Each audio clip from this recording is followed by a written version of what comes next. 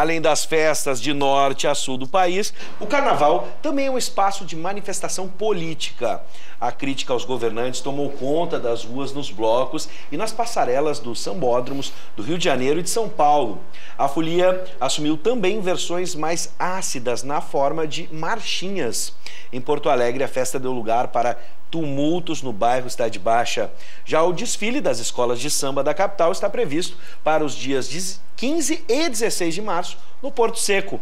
Para fazer um balanço sobre o carnaval no país, nós contamos com a presença da mestre em História, professora Helena Catani. Seja bem-vinda, professora. Muito obrigada pelo convite, uma boa noite. Bom, vamos começar relembrando o ano passado, né?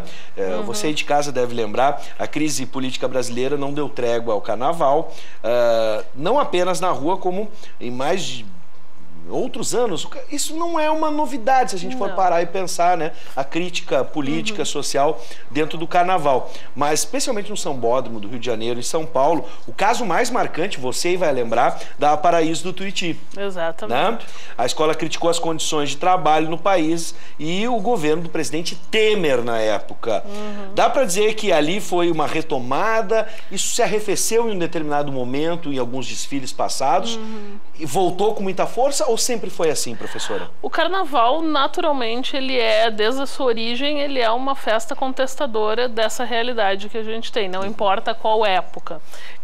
Só que se perdeu, eu acredito que no início dos anos 2000, a virada do final dos 90 para o início dos 2000, a gente perde um pouco essa característica com os enredos mais comerciais.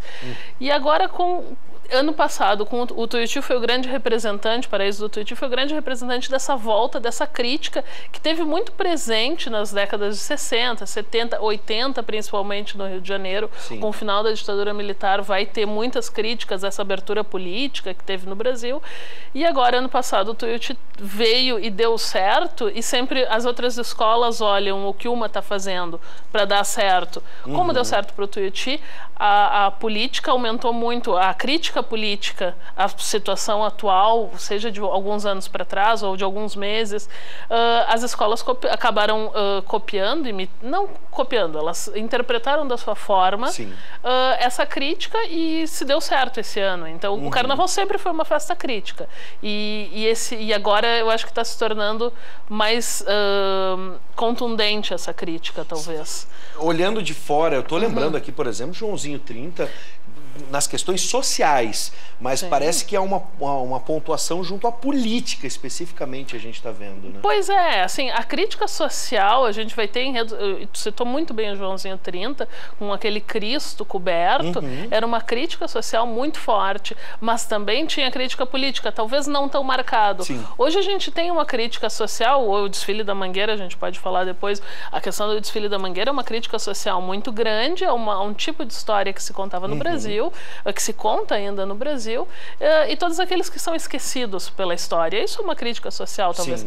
A gente tem muito forte a crítica política, principalmente em relação aos governos que são contrários à festa, talvez por questões ideológicas ou questões comerciais, não apoiam de forma tão forte esses desfiles, e as escolas usam o seu desfile como grande momento de responder a essa crítica, que são tão batidos o ano inteiro por certas administrações, e tem no carnaval um momento de dizer, não é assim. A minha resposta para a tua crítica é essa. E eu vou fazer em forma de desfile, em forma de música, de samba, em forma de desfile.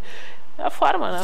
Vamos observar o que aconteceu com a Mangueira, campeã do Carnaval 2019, e não ficou só na avenida, né? Essa crítica, essa historiografia eurocêntrica, né? Valorizando os heróis portugueses, a coroa brasileira depois, e valorizando, então, a partir dessa crítica, o papel do índio e do negro na construção dos verdadeiros heróis dessa nação. Exatamente. Depois eu observei, né, ouvi a manifestação do carnavalesco, não lembro o nome agora, da escola, marcando, Vieira, exatamente, marcando com força aquilo que ele queria dizer e sendo bem literal, inclusive mandando recados para o presidente da nação. Muito interessante esse espaço que ele teve, ele utilizou esse espaço para fazer essa crítica. E muitos componentes da Mangueira falaram do papel social da Mangueira. A Estação Primeira de Mangueira é uma das escolas mais antigas do Brasil, uma das mais conhecidas mundialmente. Existe forte a marca Mangueira. Então tu fala no carnaval no Brasil, mesmo que as pessoas não conheçam, elas estão falando elas imaginam aquele verde-rosa. Se eu faço a associação de cores verde-rosa, tu já pensa, Mangueira. Então, ela tem um papel social e ela resolveu fazer essa crítica muito forte a essa história que sempre se contou e foi também uma crítica ao momento atual que o Brasil vive, essa questão de intolerância. Minha opinião é diferente da tua, então nós vamos brigar, nós não vamos tentar construir uma terceira via. Então eu acho que essa polarização está muito presente na sociedade e a Mangueira trouxe a interpretação que ela fez. Sim. O que é muito interessante. Deu certo e deu certo porque ela ganhou, mas a gente tem que cuidar um pouco também na questão do desfile, é quem erra menos que é o campeão. Então a Mangueira errou menos, talvez. Ela teve menos descontos. Foi o enredo mais bonito, na opinião de muitas pessoas. O samba foi o mais bonito do ano porque foi o que pegou mais. Sim. Talvez plasticamente algumas escolas estivessem melhores construídas, sim. Porém pecaram em outros aspectos e por isso que a Mangueira foi campeã. Não tirando mérito em nenhum momento da Mangueira. Ela foi fantástica no que ela se propôs a fazer. Foi um desfile que veio a avenida, veio abaixo. Sim. Então isso é importante também. Bom, agora vamos sair um pouco da avenida e vamos para as ruas da cidade. Sim. Por exemplo, além das escolas de samba, a gente viu, isso também não é novidade. Por exemplo, eu lembro das máscaras a cada ano com políticos, né? O pessoal saindo na rua com marcas com o presidente da República, até figuras internacionais, lembro de Bill Clinton, Saddam Hussein, entre outros, né? Máscaras que desfilavam. Mas a gente tem os blocos com uma participação muito ativa nessa questão política e social, nessa crítica que está sendo feita, especialmente nesse carnaval. E tem, por outro lado, aqui a nossa região, Porto Alegre. Claro. Como é que a gente pode entender, por exemplo, essas manifestações de rua espontâneas com os blocos e aqui em Porto Alegre, todo o tumulto que aconteceu, em especial se critica muito a Prefeitura de Porto Alegre por, ao longo do tempo mais recente e nessa gestão não apoiar o carnaval das escolas de samba e também ficou uma lacuna ali em alguns dias e se justificou aquele enfrentamento na Cidade Baixa por justamente não se dar a devida atenção para o carnaval. Não, exatamente. Eu acho importante a gente falar isso da região Porto Alegre. Não vou citar, por exemplo, Canoas é uma cidade que investe no carnaval, Guaíba é uma cidade que investe no carnaval. A região metropolitana, as prefeituras se deram conta que investir no carnaval traz um retorno financeiro, que eu acho que a Prefeitura de Porto Alegre, por motivo quer que seja, se seja apenas preconceito, se seja realmente um corte de verba, se não queira investir, não se dá conta o que o governador do Rio de Janeiro se deu conta, o prefeito de São Paulo, Bruno Covas, estava na mesa de apuração das escolas de samba. Então ele viu que aquilo ali dava um retorno financeiro para a cidade. Se é questão financeira que a prefeitura reclama, o carnaval dá um retorno, as pessoas querem participar. Porto Alegre hoje tem uma lacuna, as escolas infelizmente não recebem apoio financeiro e estrutural para fazer um desfile do porte que a cidade já teve, foi o segundo maior carnaval no Brasil nos anos 70. Isso, desculpa interromper, professora, não tem uma relação também direta com a migração para o Porto Seco? Pelo menos na minha infância, o carnaval era uma zona central de Porto Alegre, todos teriam acesso até mesmo pela questão dos coletivos, dos transportes. Claro, o carnaval nasce na Avenida dos Andradas, no centro de Porto Alegre, e permanece na região central, até um pouco da Cidade Baixa, até a ida para o Porto Seco no ano de 2004. Isso tem, com certeza, uma influência. Acabou, claro, por todas as conjunturas que existem da prefeitura e das escolas de samba, acabou que o carnaval diminuiu de tamanho e de importância, e os blocos, por uma questão nacional, aí a gente vai ter toda essa volta, tanto Rio, São Paulo, o centro do país, Minas Gerais sempre teve uma presença muito forte de blocos, e Porto Alegre vai trazer isso. E o bloco é muito mais participativo do que uma escola de samba. A escola de samba, se tu não é o desfilante, se tu não faz parte da agremiação, tu tá na arquibancada, então tu é muito passivo na participação.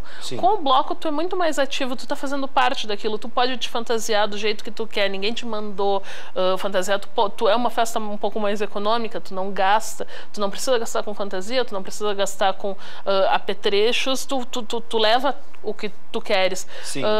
Então ela se torna, eu festejo da minha forma, tu festeja da tua forma, então talvez tenha um apelo muito grande o bloco. E ele é central.